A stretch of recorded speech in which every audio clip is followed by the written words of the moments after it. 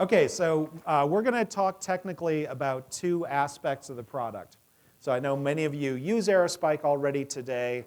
You know a lot of the things about rebalancing and sharding and all that stuff. So we're going to talk about two aspects. I'm going to talk for about 25 minutes about what we did for strong consistency. We think we've cut a little bit of new ground, at least in terms of the combination that we put together. The fact that Kyle at Jepson says that it doesn't lose data under his stress tests. He had to actually fix a bunch of bugs in his tests to make sure he tested it properly. And then Bharath will come up after me and talk about our Spark integration and what we call RAF, the Real-Time Analysis Framework. So I'm going to go through this a little bit quickly. I know some of you have seen this before. It gets tuned up a little bit every time. So when we looked at the problem of losing data in a distributed system, we ended up identifying a number of different classic failure modes where you can lose data.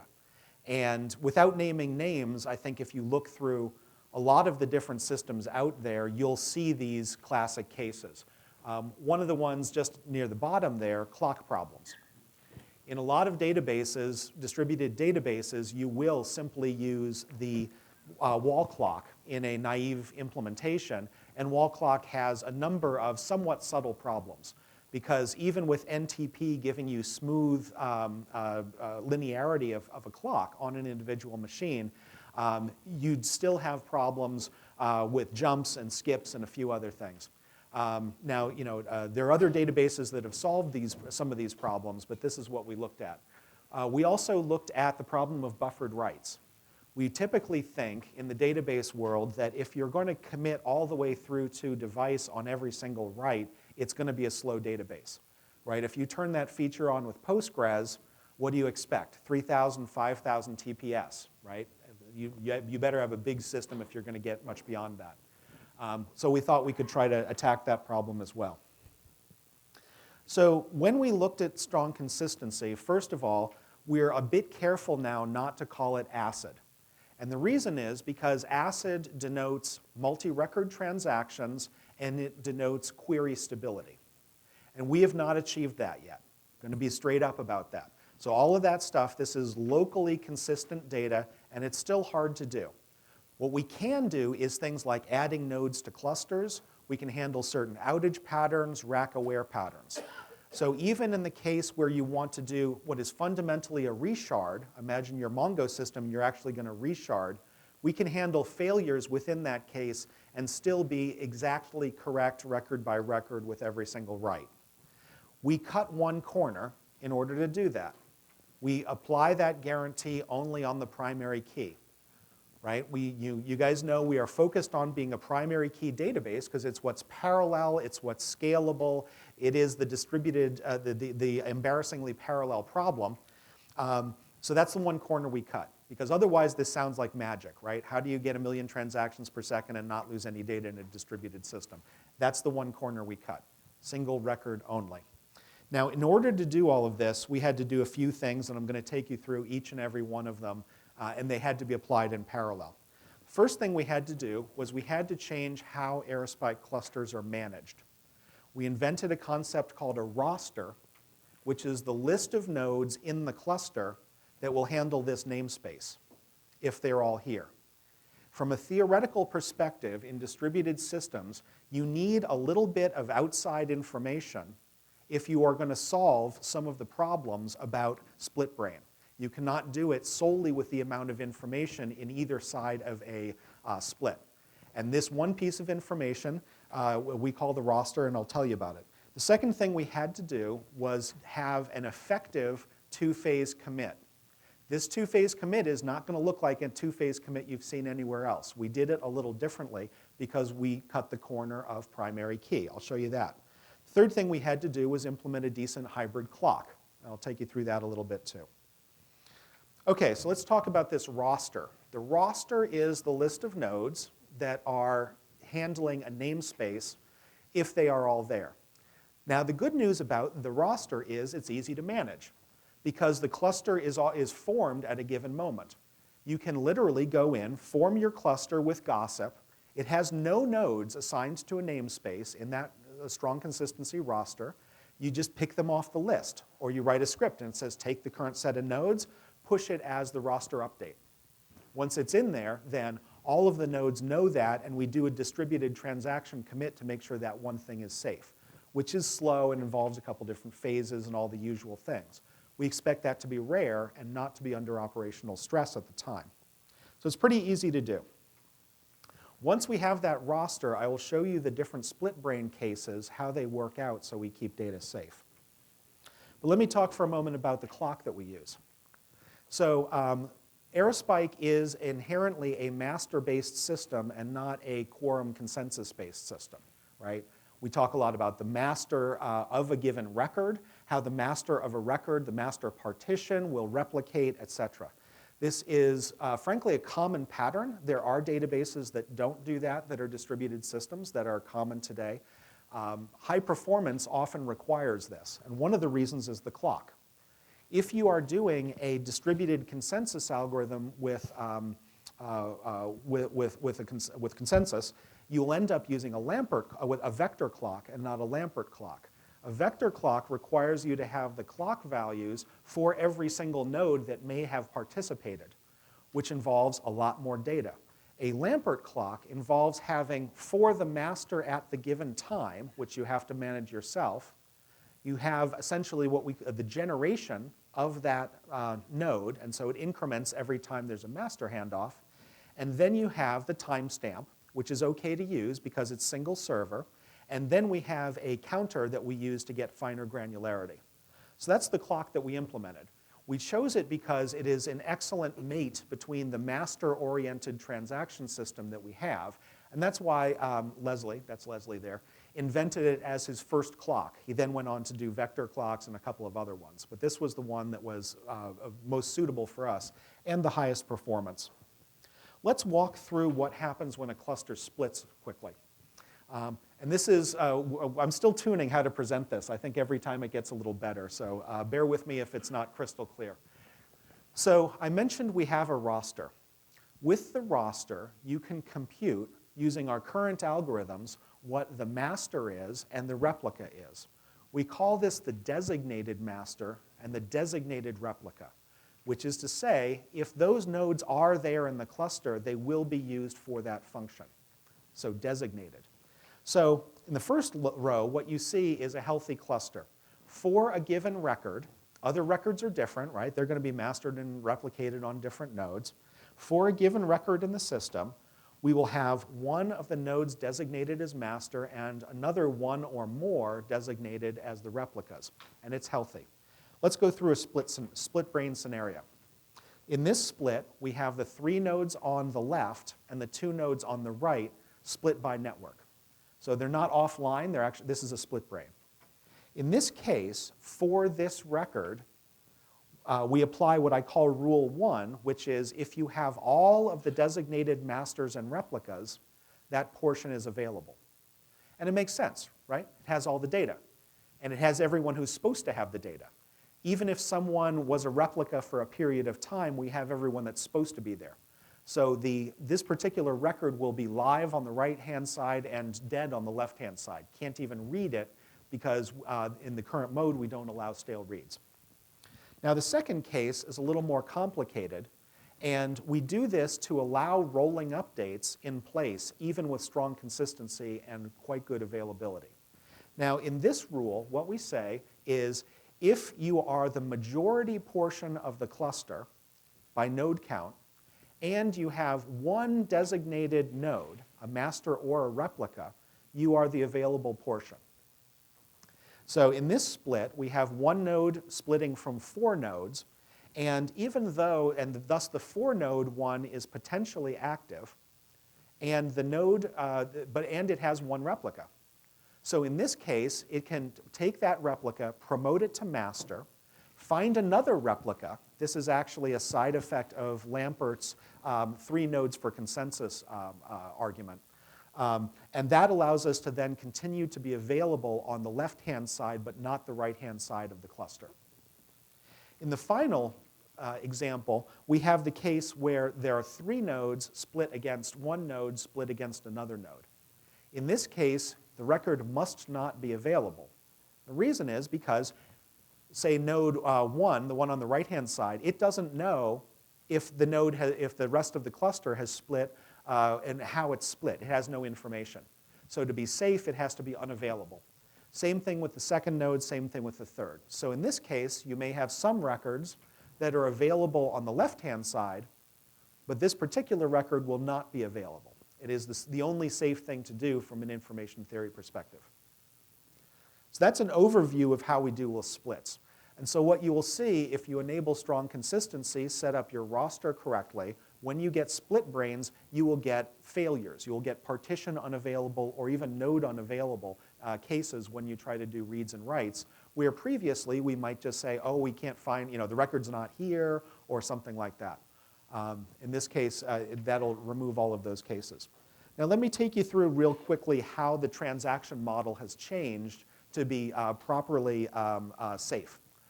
So in this case, what happens is there's 6 phases to this.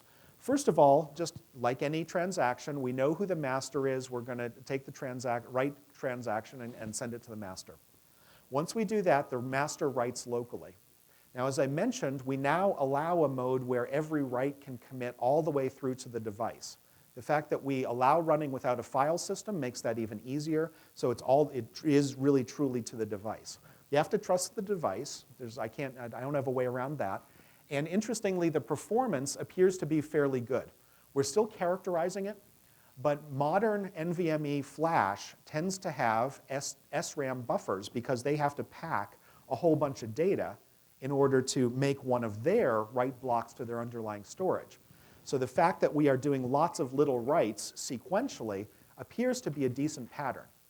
Now that SRAM buffer, of course, has to be super cap or battery backed internally so that it actually gets fully committed on a power outage.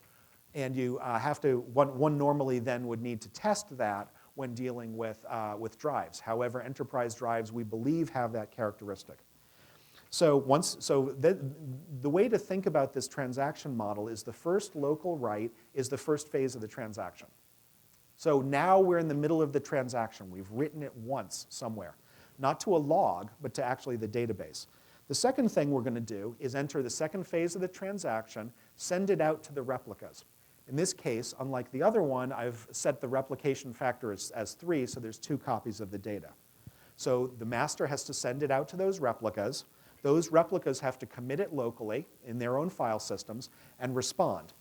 Once the master has accumulated all of the responses, the transaction is considered fully committed and can be responded back to the client. We have one extra optimization that we call advise replicated that allows the master to communicate back to the replicas and say, by the way, this really was fully committed. This allows us to speed up synchronization in cases where you lose the master. So it gives you about over 100 to 1 faster synchronization at the cost of an extra packet. The good news is it's not a round trip. It's simply an advisory packet. If you lose it, then your sync takes a little longer in the case of a loss. And it's only required if you have 2 or more replicas. So what does the read path look like? Well, the client is going to go and make a request to the master as usual and read it.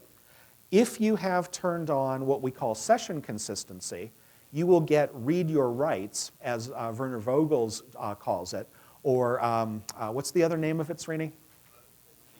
Sequential consistency. So what this means is that each individual client sees a linear set, but another client on another machine may see dirty reads in some corner cases.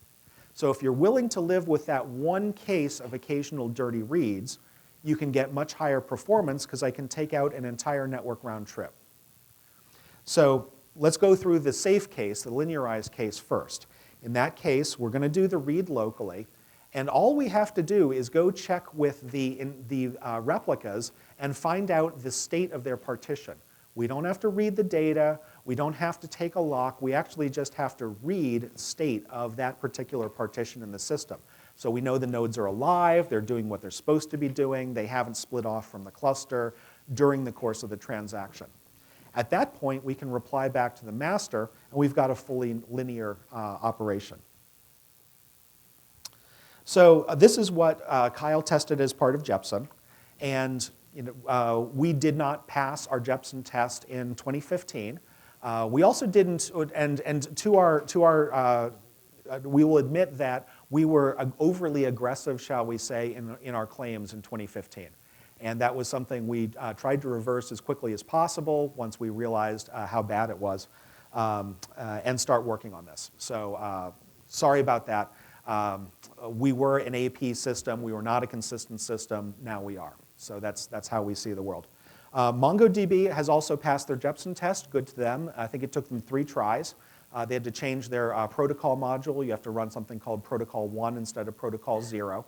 And I'm not sure that they handle reshards during their system. CockroachDB, as far as I can tell reading the report, I think they passed. But Kyle is a little, he's hard to read. I mean, I was working with him. I had to write my own summary, which I posted, even of our report. Cockroach, of course, is a very interesting system tuned for WAN-based transactions as opposed to local. It's in different performance categories, but I really do respect what they're up to. So where this leaves us is the fact that if you use sequential consistency, we are seeing in our testing the same performance level that you are seeing in current Aerospike 3. Now, if you turn on that linearized consistency, the world changes a bit and you drop performance. We probably have to retest these numbers on 4.1 now that I think about it, because we've made some improvements. But we are in the million transaction per second range, even with full linearizability on a modest-sized cluster. So our interest in discussing all of this with you is we do think that not losing data at these kind of speeds is an interesting proposition. Is this suitable for, let's say, blockchain exploration? I don't know, because most blockchains only fit in 100 gig, right? It's a RAM problem. It's even designed to replicate that way. Would a private blockchain, which perhaps covers over more space, using thus using shared storage that's reliable, is that of interest here? Perhaps. Come think about it. As I mentioned in my earlier talk, we've even had interest from people doing things like fraud detection because some of their counters are very critical to be exactly right, even though some of them aren't. So the other mode is still in there, and the difference is availability. We come back to the CAP theorem. Everything you saw in that roster management system says, well, if you turn on this mode, there are cases where you're going to go unavailable because you had a split brain. In the other case, we would stay available, but we would have chances of taking inconsistent writes. So that's the end of our discussion about strong consistency. Let me see if there's any quick questions. Oh, right here. What? You first, sir. So the first is that trusting the hardware, if it results in lost writes, what kind of, do you have protection in the software? The question was, do we have protection against lost writes that could occur from a hardware basis? Yeah, trusting the hardware.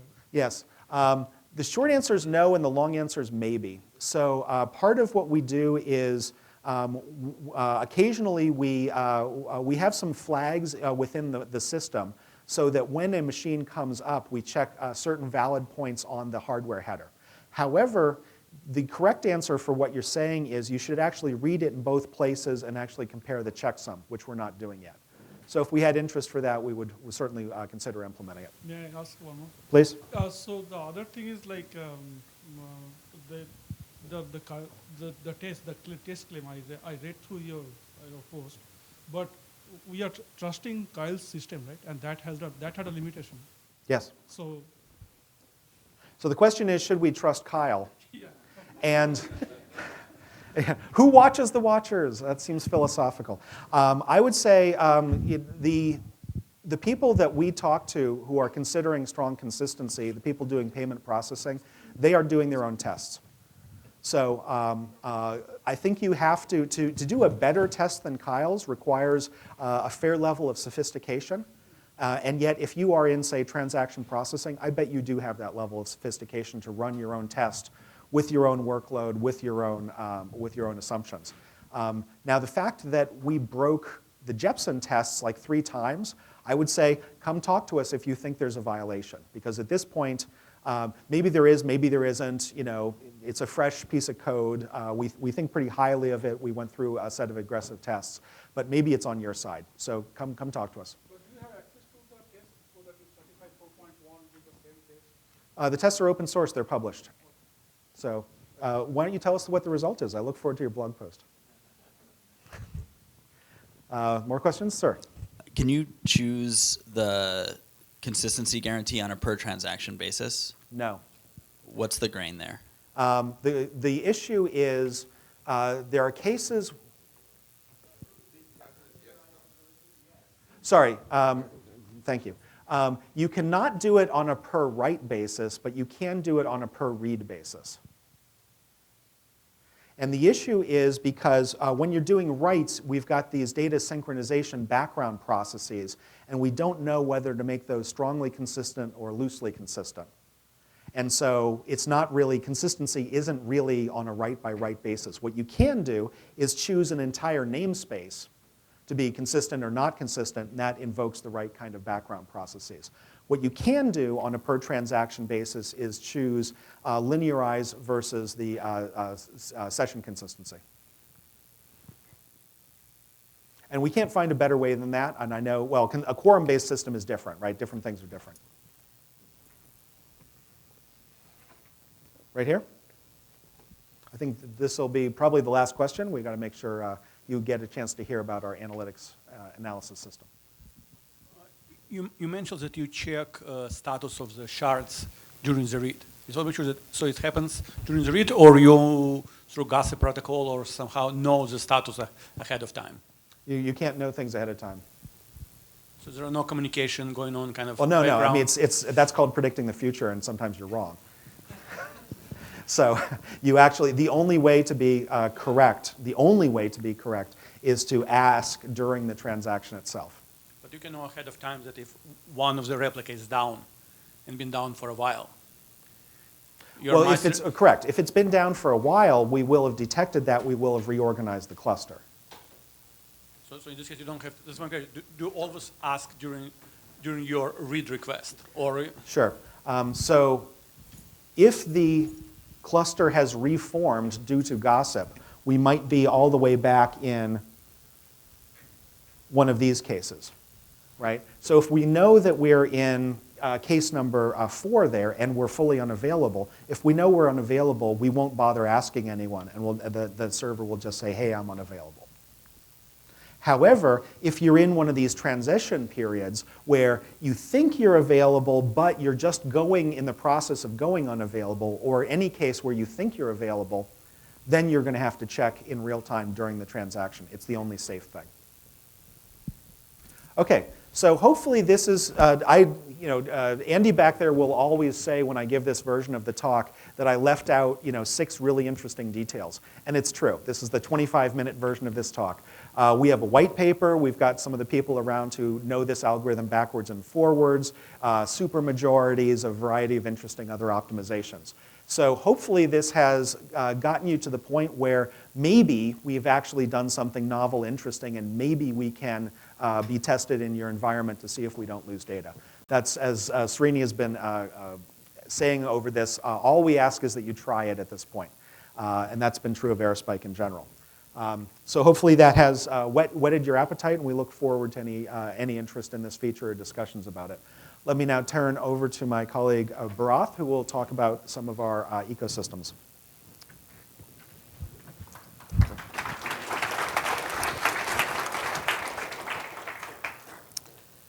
Thanks, Brian. It's tough to go after Brian and then keep the same level of engagement, but I'll try and promise and keep that interest. Okay. Morning, Srini was talking about the banyan tree analogy, right? So about the how the tree grow up and the roots coming down. Ecosystems is one such factor in the sense that the core database exists, but at the same time, as we started getting deployed in large traditional enterprises, not the internet enterprises, the burden of existing systems in the traditional enterprises is a lot more than the internet enterprises. So what we said is, how do you kind of reduce the friction of getting deployed? That is the first and foremost thought that we started getting into. And that's where the ecosystem started off. So what we started doing is we started listening to the customers as we started getting deployed in large traditional enterprises. The first and foremost thing we started looking at is how do we kind of reduce the friction? The three different characteristics that phenomenally came out of these traditional enterprises from a reducing the friction standpoint is being interoperable, which means that you should be in a position to go ahead and then integrate with other systems that are existing. Second thing which is there is you have to be able to coexist with the other systems. Third thing which is there is ease of manageability. So all these three characteristics had to go ahead and then prevail in the large traditional enterprises. And then we started looking at more in terms of how do we kind of reduce the friction with respect to different areas where we start addressing with either solutions or products in addition to the core database. That's where these 8 areas which came up, which is how do you deploy it on the premise versus on the cloud. And the analysis side, which is when you have seen both PayPal and Adobe talk about, later in the day, there's another customer of ours who is going to talk about a similar kind of a session as well in the analytics space. So how do you kind of take this data and then put a value to it to visualize the analytics side of it?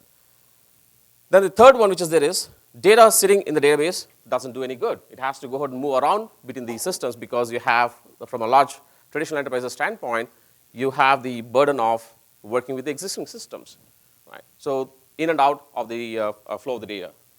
Then the fourth thing, which is there is how do you kind of monitor 24/7, with the tools that we have. That's the fourth one. And then the rest of the ones which are compliance, governance, all of these kind of get introduced as we get into traditional enterprises. In the internet enterprises, governance, compliance do exist, but not to the scale the way you look at it from a traditional enterprise standpoint. So that's where what we did is we started looking at each of these, and you've seen the ecosystem look out from a roadmap standpoint, which Brian presented this morning. The idea is we started getting into each of these 3 different areas that I said. The first one, which is this interoperability. From an interoperability standpoint, how do you kind of integrate with the different systems like Kafka, which you've heard of Adobe talking about this morning? How did they do with Aerospike and Kafka together? And some of the other messaging buses as well, including the API gateways, and how do you kind of move the data in and out, right? So that's the interoperability side. Then the manageability side, how do you kind of deploy this product onto different PaaS systems, or could be different clouds?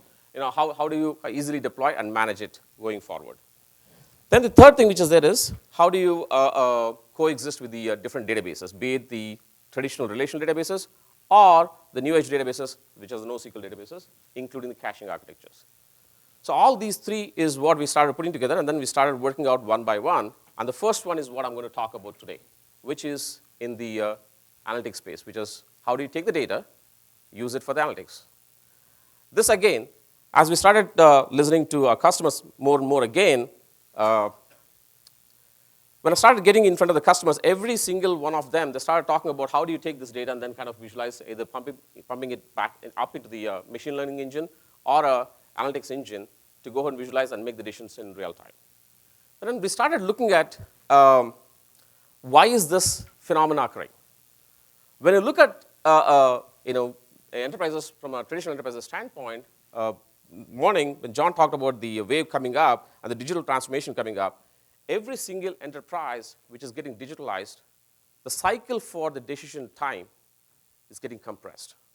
So we've seen Mikhail talk about from PayPal side, the 3 different cycles of decision times, which is real time, near real time, and then offline batch analytics. When you start looking at all these 3 different sets of time periods from a decision compression cycle standpoint, that's where we started looking at how do we kind of put together a product or a solution around that, and now we're announcing the Aerospike Real-Time Analysis Framework. This is version 1. This is going to play very well into the Spark ecosystem. And then later on, we do have the roadmap to go ahead and extend it into different set of systems that will play into the large traditional enterprises. And you did see Mikhail talk about event processing systems. Those systems do exist in the traditional enterprises in the form of complex event processing systems. But the decision-making cycle is a little larger than the real-time decision-making cycle, right?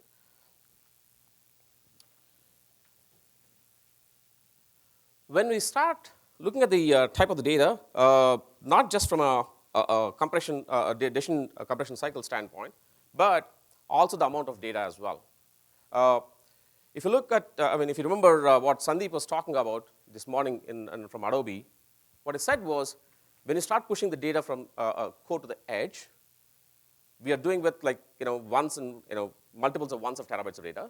But then, as you largely get into the connected ecosystem, which is the connected car ecosystem that he was talking about, it could be tens of terabytes of data that you need to go ahead and move it into the edge. Now, how do you do that? If you start pushing that kind of a data into the edge system and still expect the responses or the decision cycles to be compressed in under a second or a millisecond level, you need a database like Aerospike, which is extremely sensitive, extremely fast, scales, and yet at a lower cost, right? So we started combining these two things into account, and then said, how do we play into the real-time decisioning? Okay. This is where what we did is, we started putting together a solution which can go as an add-on to Aerospike, which you could actually easily plug into Spark ecosystem in real time as the stream data comes in, take the historical data, make the joins, make the complete data sets, and then use that for analysis. Okay. While trying to go ahead and do that, what are the kinds of challenges that we face, and which we'll be addressing those, is when you start looking at the analysis of data, as the events are actually happening in the stream, there is a need to go ahead and combine that into the historical data, as we have seen in the morning, both of the presentations as well. So combining the historical data is not an option anymore, so you have to do that. So if you have to do that, how much is the question? Most of the people, when you look at the traditional enterprises, they actually go ahead and start looking at more a slice of data, whether it is 1 day of data, 1 week of data, 1 month of data, or 1 year of data, depending on how much of data that you can stuff into the memory-based systems. And that's a bigger challenge. The second one, which is there, is the more amount of data that actually keeps getting flushed into the system, how do you kind of keep up with the pace of it? And then how do you start applying the machine learning or the decisioning techniques, whether it be as machine learning or deep learning or AI-based, whichever the way that you take it, or including even the rule-based. How do you kind of arrive at the decisions which are much, much faster and in the real time? Like I said, that's exactly how we started working towards it. This is what you typically see in the deployment of Aerospike from a deployment scenario standpoint. So you have the Aerospike database, which is used for traditionally super low latency applications, and then integrate with the existing other data sources, right? So now what we're doing is, we're taking this as an add-on, what we call as real-time analysis framework, and this is the reason why, there's a reason why we're calling this as a framework, which means that this is not a solution by itself. With this, you can develop your own applications. That's the whole idea, right? You can add on to Aerospike.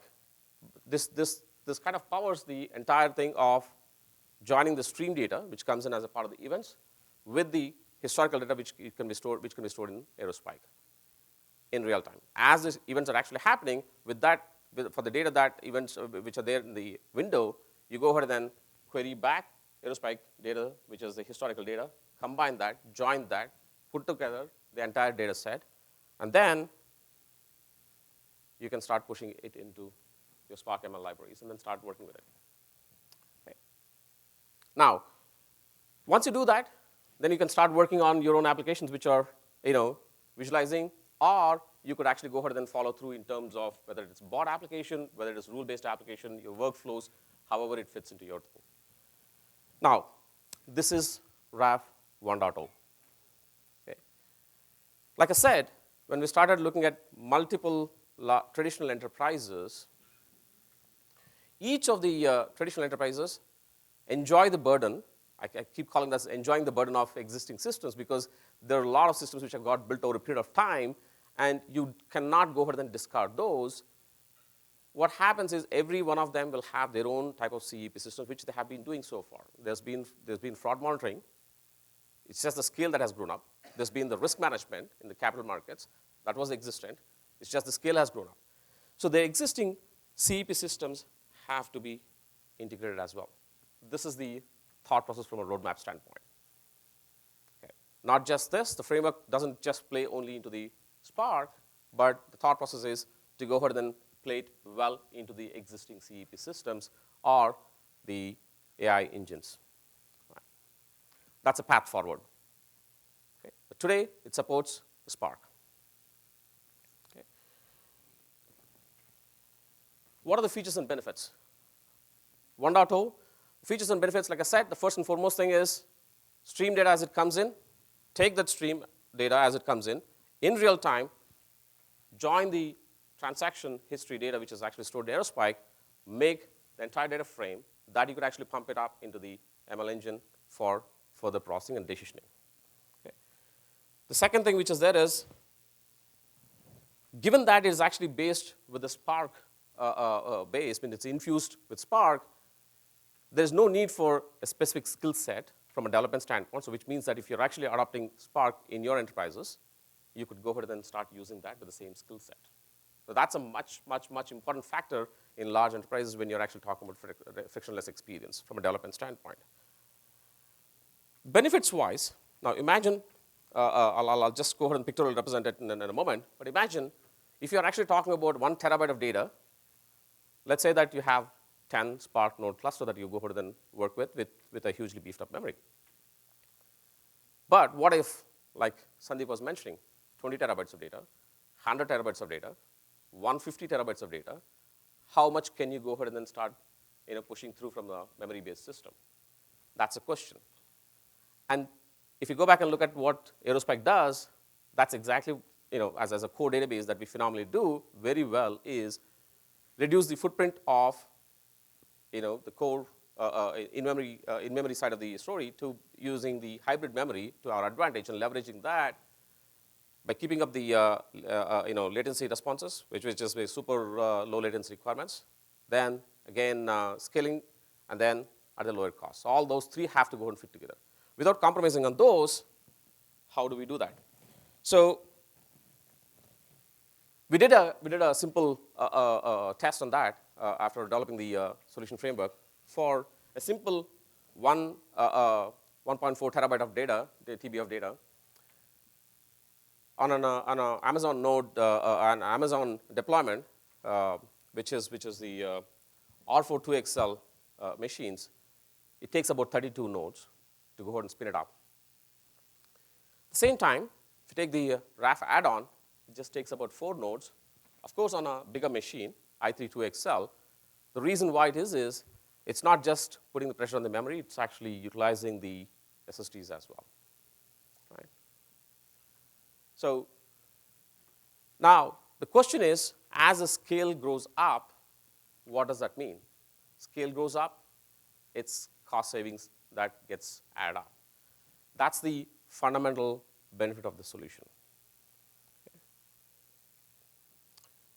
I'll take a moment to go through the use cases where it fits in from a business standpoint. I'll just click through the animations.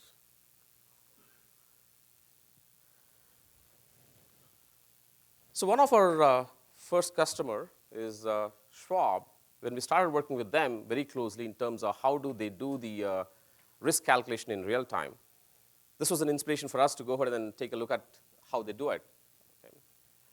There's a certain set of accounts which are kind of monitored on a regular basis because of the margin trades.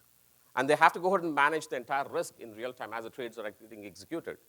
So while they're doing it, what we understood was there is, because of the constraints that you're actually looking at, just the way that I mentioned, you're actually taking a subset of the accounts and then pre-classifying it, use only that data to go ahead and do the real-time monitoring. Now, imagine with the RAF add-on, how do you go ahead and do that? You can actually go ahead and load up the entire account data into the Aerospike. And then, as the trade data event streams come up, you could actually go ahead and take that, do the risk calculation in real time, and respond to that from a decision standpoint. Second case. This you have seen coming in from Mikhail. I'll not go completely deep into it, but the essence of the story is you could do from a very much real time to a near real time space of operations, wherein as the payment processing events keep coming up, how do you kind of join the data with the historical data that is actually stored, which is the transaction data that is stored, and you either use it for anomaly detection in near real time, or for reacting to those event transactions as they come up based on the rules. Third case is credit card processing network. This is a little more complicated scenario. However, when you look at multiple parties which are involved, be it an acquirer, be it an issuer, and the network all together playing in, given that you have close to about anywhere between 10 to 20 millisecond response time for the closed round trip, how do you go ahead and do about doing the decisions? The same way, again, have the events keep coming up from a stream data perspective, and then historical data or the reference data sets that is actually there in Aerospike, you join them together, process it back into the machine learning engine or your decisioning engine, be it whichever the systems are. Once you have the decision systems, react to that. Personalization and recommendation engines. Sandeep talked about in detail in terms of the experience that you would need it in terms of providing the, from an experience platform standpoint.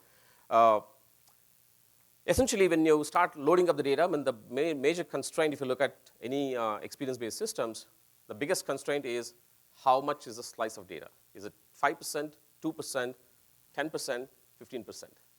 That's a fundamental problem as you go along, and that's kind of very much fixed. If you start working with the experience-based applications, how much of data can be pumped in for the decision processing? That's the fundamental problem that they deal with. Now, the way that, again, solving it with the same pattern as the stream events come through, whether it is a clickstream event or the e-commerce events that keep coming through, from a historical data standpoint, you could actually go ahead and join the data together, pass it through the decisioning engine, which is your own decisioning engine, which is developed on the framework, and then you could actually go ahead and then do the recommendations or the offers in real time. Right? Telco, interesting case, which is there are two types of churn prediction scenarios that you can actually look at it. First and foremost, churn prediction scenario, which is there is offline churn prediction, which is usually done, wherein how does the subscribers, how does my subscriber churn ratio look for this month or the next month or the month forward? Right?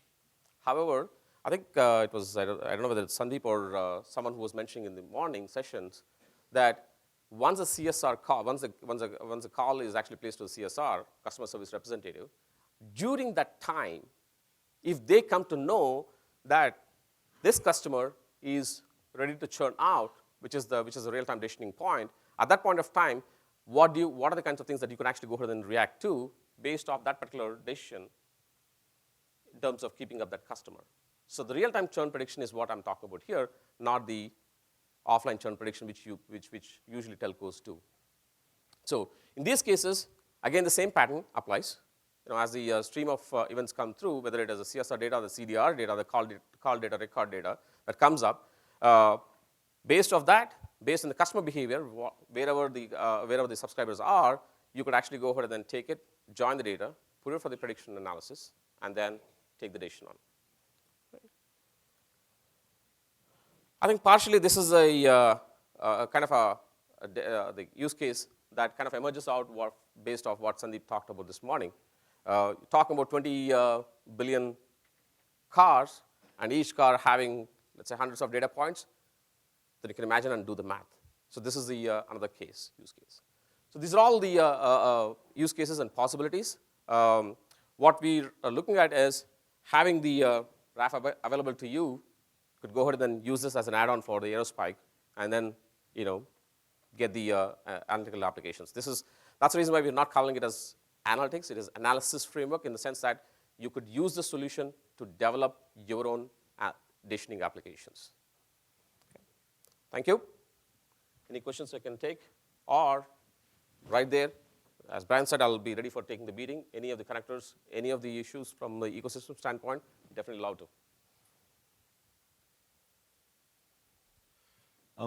So is it fair to say that this is basically bindings into Aerospike so that it can be easily called from a Spark context? That's right. And then some kind of native joins and intersections. Correct. So that you don't need to basically be managing the Aerospike API in order to perform these sorts of functions. That's absolutely right. For the version 1. Later on, it'll be the same framework. We'll start working with the other CEP engines as well.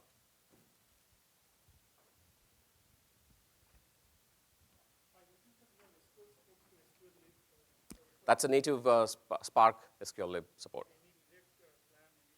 Not in the roadmap yet.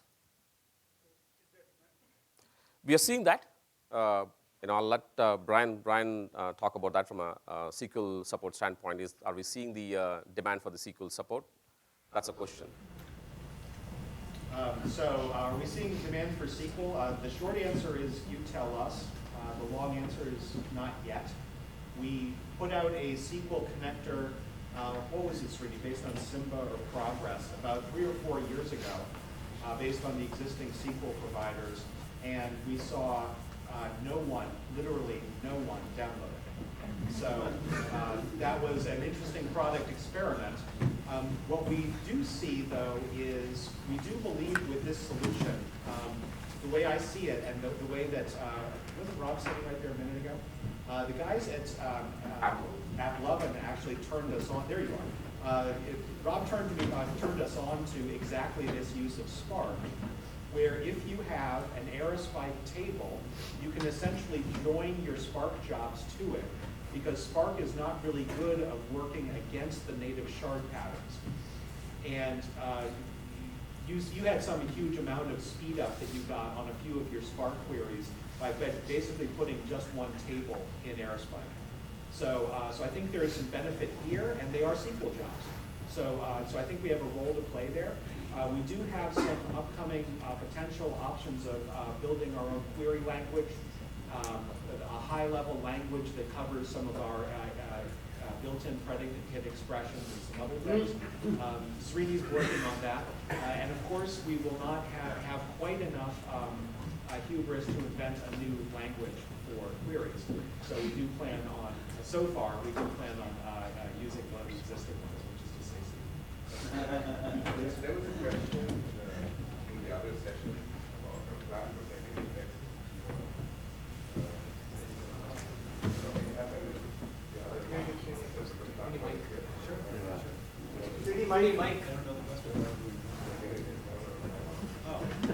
So the question is, what are the plans for improvements of secondary? Yeah. I already took it off. Thank you. What are the plans for secondary indexes? Apparently this came up in the other session. So our plans for secondary indexes I mentioned in the query section of the opening talk. We have a set of optimizations, simply code optimizations and refactoring to get a variety of different in-memory optimizations. We are currently targeting at least a 4x memory RAM reduction, 4x performance, as well as supporting different forms of storage. So the kind of warm restart and perhaps index on disk that you're used to in our primary index, we intend to also have supported in secondary index. We do even have some short-term changes in the ability to, on a query, find out whether the cluster has changed during the query to know whether it was a successful or non-successful query.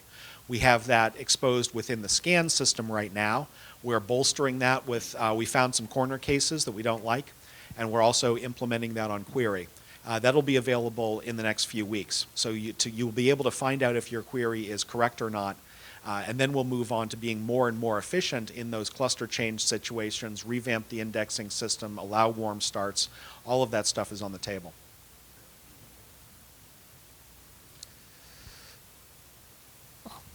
Question.